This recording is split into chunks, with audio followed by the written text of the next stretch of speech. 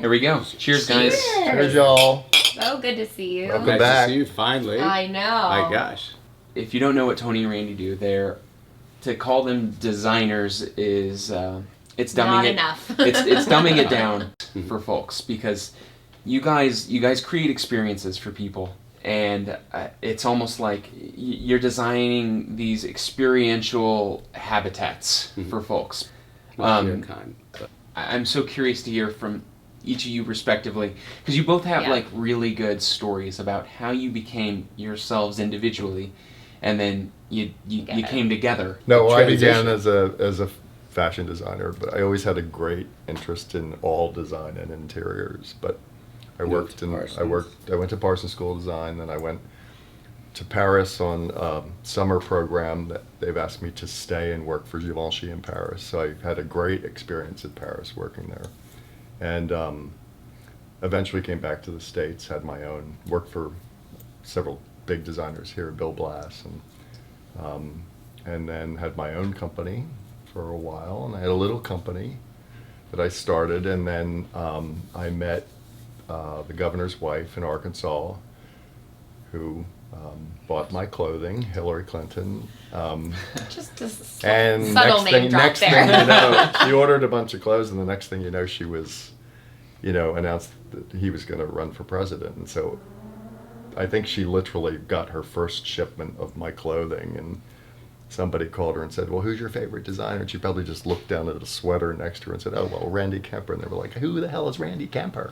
She definitely didn't So- just glance down. She knew. She But knew it who her was- favorite was. But it definitely launched my business back then. Incredible. So it was fun. I had a good time with that. And who was Randy Kemper? Only the most gorgeous looking man, according to what Well, year was it? People Magazine. People It was forever ago. Still, it counts. It counts. it definitely did. Anyway, that ran its course, and then I wanted to pursue interior design after doing fashion for a very long time.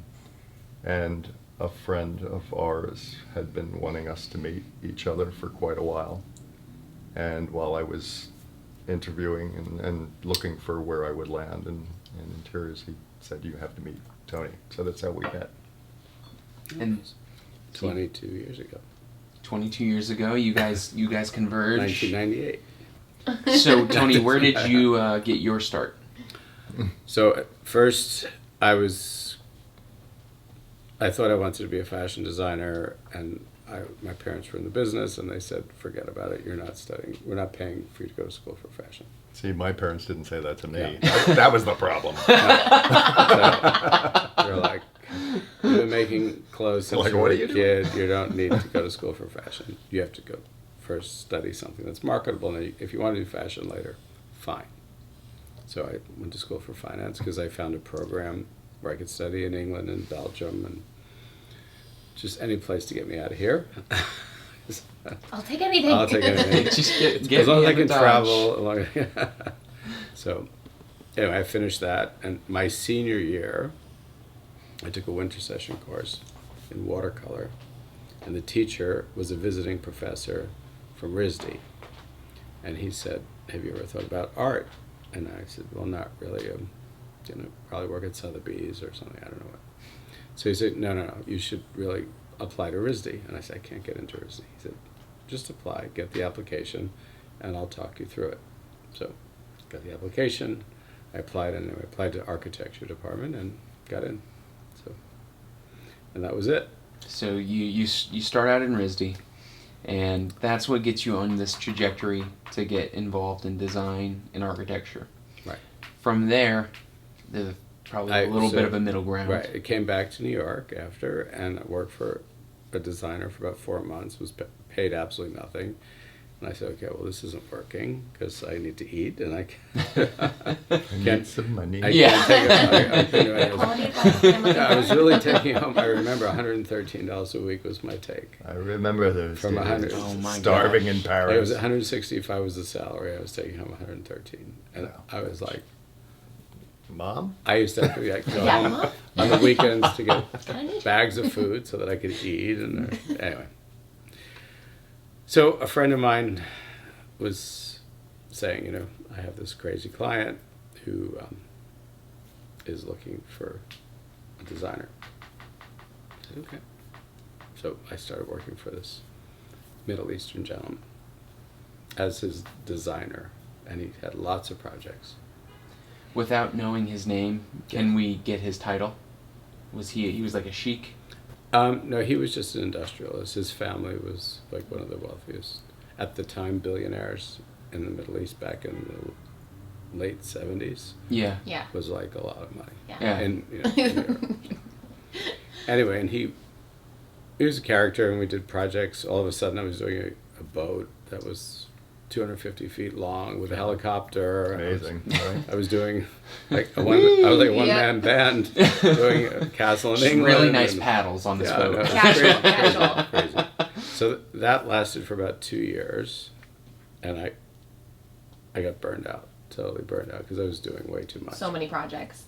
So I was walking down Madison Avenue one day, and I ran into a friend of mine who said, "Oh my God, you look horrible."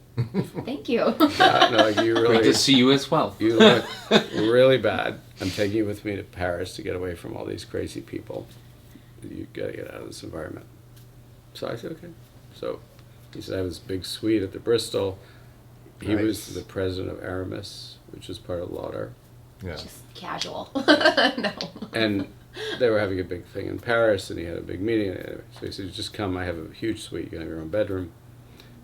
And it was over New Year. So I said, okay, fine. So anyway, went and met some people who just sort of said, you know what, you got to get away from these crazy people that you're working for. And I didn't think I had the option because I needed a job, but then I said, Right. maybe I'll figure it out. So I just walked, stayed in France. Twist my Never arm. came back. Sporadically I came back, but it was 13 years I spent in France. Wow. So you leave working for this Middle Eastern billionaire, Yes. move to France, and then you kind of Wung it. and you pick up sort of a design niche maybe while you're in what happened France. was I started realizing that there was value in furniture between America and France, where the prices were really low in Europe because Mitterrand had come to power. He was a socialist. It was the very first time France ever had a socialist. And all the aristocracy wanted money. They just wanted dollars. And they were already throwing crazy furniture at you. Selling their furniture, yeah. And Yeah. I knew a lot of designers in New York, and I started a business back and forth, selling furniture. That's So everybody, all the Americans that wanted